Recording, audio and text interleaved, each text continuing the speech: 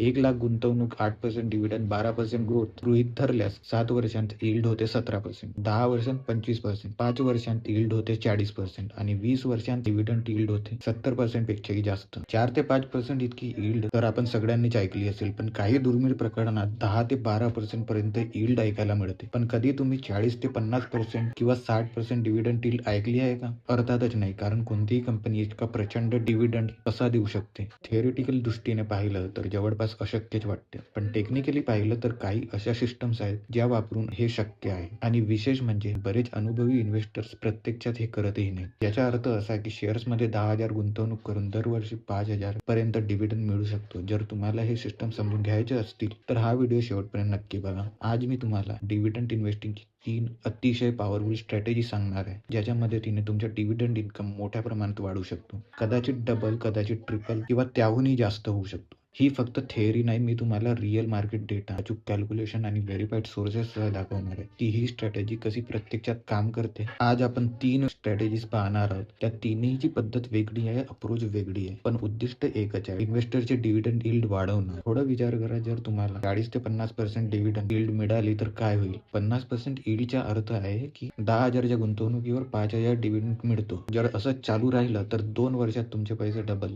ऐकायला थोडं अशक्य वाटतं, हे मला माहीत आहे, पण काळजी करू नका. मी प्रत्येक सिस्टम प्रूफसह सांगणार आहे. मी असं अजिबात म्हणत नाही की एका रात्रीत सगळं बदलेल किंवा एक बटन दाबलं तर 50% डिव्हिडंड यील्ड मिळेल. असं असतं तर आज मी हा व्हिडिओ बनवत नसतो, तो बटन दाबला असताना पैसे कमवलो असतो. या सिस्टममध्ये तुम्हाला मार्केटला वेळ द्यावा लागतो, योग्य संधीची वाट पाहावी लागते. जर हा व्हिडिओ तुम्ही स्किप केला किंवा मधामधातून पाहिला तर संपूर्ण सिस्टम समजणार नाही, त्यामुळे हा व्हिडिओ शेवटपर्यंत बघा. चला सुरुवात करूया. समजा कंपनी ए चा शेअर 200 ला मिळतो आणि ती कंपनी दरवर्षी प्रति शेअर 16 रुपयाचा डिव्हिडंड देते. तर डिव्हिडंड यील्ड किती झाली? अगदी सोपं गणित आहे. 16 डिवायडेड बाय 200 गुणिला 100 इज इक्वल टू 8%. म्हणजेच 10,000च्या गुंतवणुकीवर 800 रुपयाचा डिव्हिडंड आणि 1,00,000च्या गुंतवणुकीवर 8,000 रुपयाचा डिव्हिडंड दरवर्षी. पण ही 8% यील्ड फक्त सुरुवातच आहे. आता मी तुम्हाला अशा 3 स्ट्रॅटेजी सांगणार आहे ज्यामुळे 8% यील्ड पुढे जाऊन 16%, 25%, 40% किंवा कधी कधी 50% ही जाऊ शकते. डिस्क्लेमर: हा व्हिडिओ केवळ शैक्षणिक आणि माहितीपर उद्देशाने बनवलेला आहे. या व्हिडिओमध्ये दिलेली कोणतीही माहिती, उदाहरणे किंवा चर्चा गुंतवणूक सल्ला नाही. खरेदी किंवा विक्री करण्यापूर्वी आपल्या आर्थिक सल्लागाराशी किंवा फायनान्शियल ॲडवायझरशी सल्ला जरूर घ्या.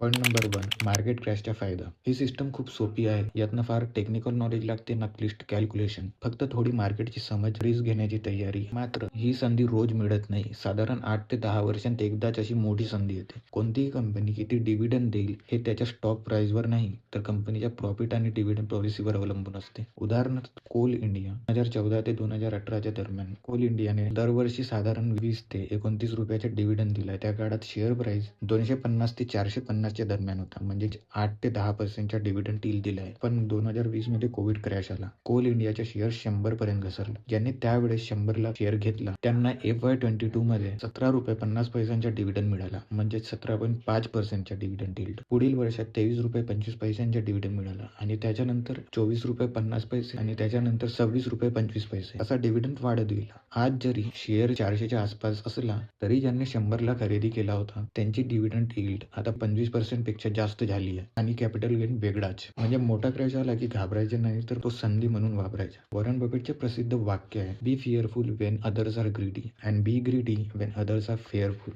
Point number 2: growth plus dividend. या स्ट्रॅटेजीत आपण ग्रोथ आणि डिव्हिडंड दोन्ही एकत्र वापरणार आहोत. भारतात लॉंग टर्म मार्केट रिटर्न साधारण 12 ते 14% CAGR राहिला आहे. जर एखादी क्वालिटी कंपनी दरवर्षी 12% ने वाढत असेल आणि डिव्हिडंड ती वाढवत असेल तर तुमची यील्ड ऑन कॉस्ट दरवर्षी वाढत जाते. 1,00,000 गुंतवणूक, 8% डिव्हिडंड, 12% ग्रोथ गृहीत धरल्यास 7 वर्षांत यील्ड होते 17%, 10 वर्षांत 25%, 5 वर्षांत यील्ड होते 40% आणि 20 वर्षांत डिव्हिडंड यील्ड होते 70% पेक्षाही जास्त. यालाच लॉंग टर्म इक्विटी इन्व्हेस्टिंगची खरी ताकद म्हणतात.